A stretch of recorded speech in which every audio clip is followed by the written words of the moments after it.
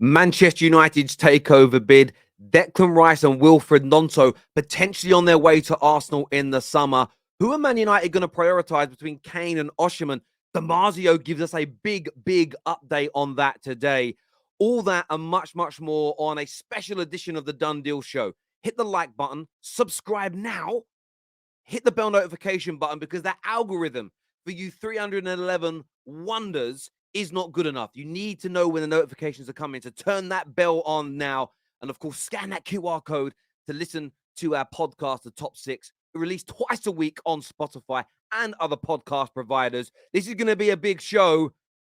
Also, I forgot about this in my little intro. Big question about the Premier League and Champions League as well coming up. Let's go!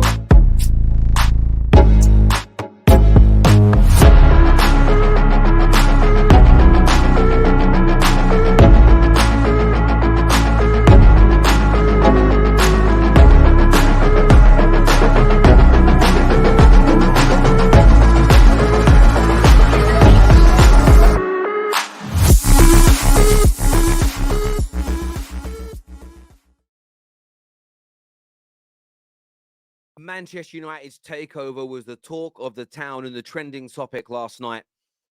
We were briefed via the media. We were all briefed by Qatar, by Sir Jim Ratcliffe, that they were putting in world record-breaking bids. But then they didn't arrive. Of course, the media has gone to its hyperbolic best. Oh my God, it's been thrown into chaos. What is going on? It's very simple. Both parties have briefed the media again last night and this morning. They are not backing out, as of now, of buying Manchester United.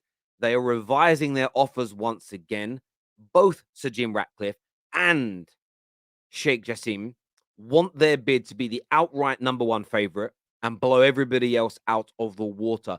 It is reported that tonight those bids will go in from Qatar. There's no word yet on exactly when Sir Jim Ratcliffe's bid is meant to be coming in, but there is no real reason for Man United fans to panic. There's also been some further updates from some other bidders. For instance, here, the Elliott Investment Management Group have submitted an offer for a minority stake in Man United. They are also offering finance to other bidders.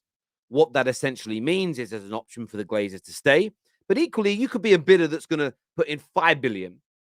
But maybe, just maybe, you can't reach the same level as the Qataris, but can join with Elliott Management, you might be able to put in a bigger bid. So they're essentially there is, we've got all this money. The Glazers can take it if they want, but if one of the other bidders wants to increase their bid with us as a minority shareholder, we're happy to do that. There was also a bid that went in from Thomas Zelakus, who is a Finnish entrepreneur who is founder of Nova M Group, a social media company. He has submitted a bid to buy Manchester United. The breakdown of his bid is very interesting indeed, where he actually wants Man United fans to contribute $3 each towards the purchase to own a large percentage of the football club as well. So Man United fans, don't panic.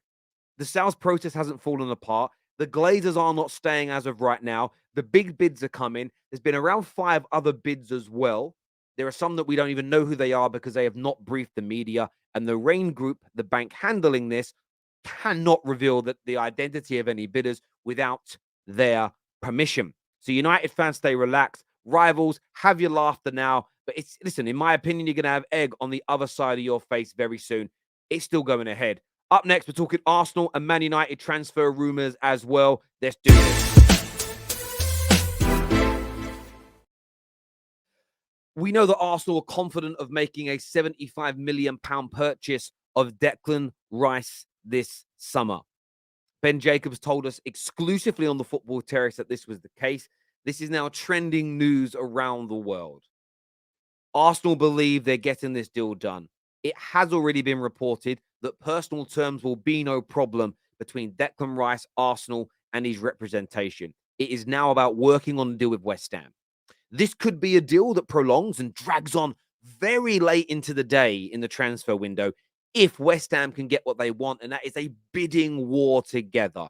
That happens if Chelsea, Man United, Liverpool get involved in this process as well. But Arsenal, as of today, feel very confident that they are the leading light.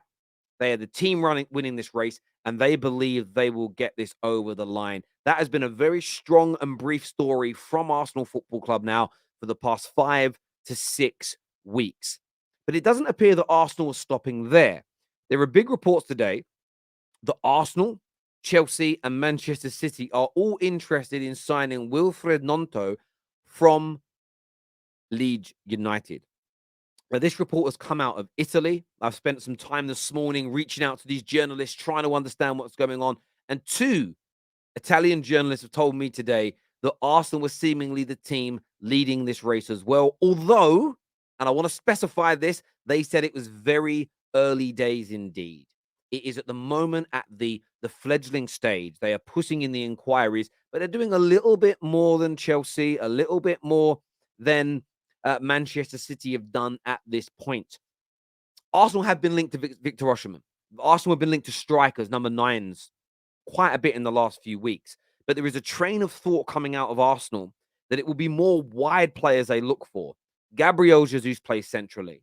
They have Eddie Nketiah as backup. And of course, they have Balogun coming back, who's been brilliant this season in League 1. They feel they're sorted in that area. Trossard can also move across as well. It's the wide areas they want to become more stacked on. Now, Martinelli, of course, he's made that left-hand side his. There's no doubt about it. But Mikel Arteta is a very shrewd operator. He does not want to rely on Saka, Jesus, and Martinelli alone. The same as he doesn't want to just rely on Xhaka and Partey in the middle when he's looking to add Declan Rice into the mix. He's already bought Jorginho. He wants to bring in top-class players or individuals with brilliant ability that can push and keep the current first teamers sharp, keep them on their toes, refine their game.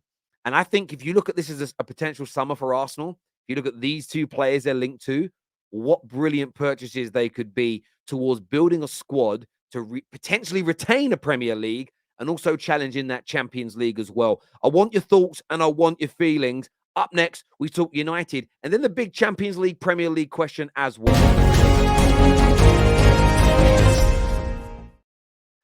Man United's main target is definitely Victor Osimhen, and he has been that for at least 2 seasons. PSG could also be a possibility for him, but United are the favourites. That is according to DiMarzio. Now, DiMarzio is one of the most credible journalists on the planet. That isn't to say he gets everything right, but he's very credible, especially when it comes to Italian-based business. He believes Man United are now the outright favourites to sign Victor Osimhen. Now, everybody knows my stance. I would prefer Harry Kane. But I'm very open about this because I don't believe in being overly polarized about players. If Man United sign Victor Osimhen, what a player, what a striker with a brilliant touch, excellent skill, blistering pace. But then on top of that, he has a skill that is refined to only a handful of people on planet Earth. His goal scoring ability is astounding. Right now in 2023, I would argue that only Haaland is outright better than him. It remains to be seen when it comes to Mbappe on a domestic level because he's got to move out the Uber Eats league and into a better quality league. But they're probably about on the same level. Of course, you've got Harry Kane. Of course, Messi is still scoring goals. Of course, there's Lewandowski. But right now in 2023, for me, Victor Osimhen is right. Only Haaland is better. You know, of course, there's the players I mentioned, Rashford as well, all scoring lots of goals. But this man is tip top. And if United are the favourites to sign him, what a player we are going to get. And I hope it gets done. I hope we sign either Kane or him. Either one of those individuals puts Man United firmly 110%, 110% into the title race next year. There's no doubt about that whatsoever in my mind. But I do want your thoughts and I want your feelings on this. Of course, Chelsea are looking at him as well. I won't rule Chelsea out of any transfer. We've seen what Todd B can do and how he operates and how he moves on. By the way, whenever I say operate, I do think of Wakey Wines. Come closer, Abdul. Abdul, go back. I love that guy. I actually big up that guy so much for what he's done. So listen, big news related to him today. It's kind of been under the radar because of the takeover news, but I'm very, very excited about that indeed. Make sure like buttons have been hit. If you haven't hit the subscribe button yet, get it done and turn on bell notifications. It's very, very important indeed. But now I want to move into a video. Now, you've all seen this trending. I want to break it down with you, the Football Terrace community.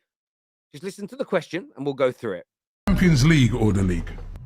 Champions League or the league? We have to remember the context of the question here, not just a statement. So what would you rather win is the question. The biggest prize almost in world football is the Premier League trophy. It's the greatest league in the world. And to win that... I think Julian... do you know what? I'm going to agree with him.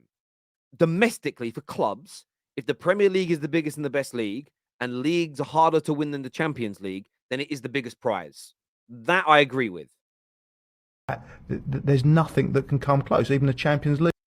So again, I do think the Champions League comes close, though. So that's where I disagree with Julian.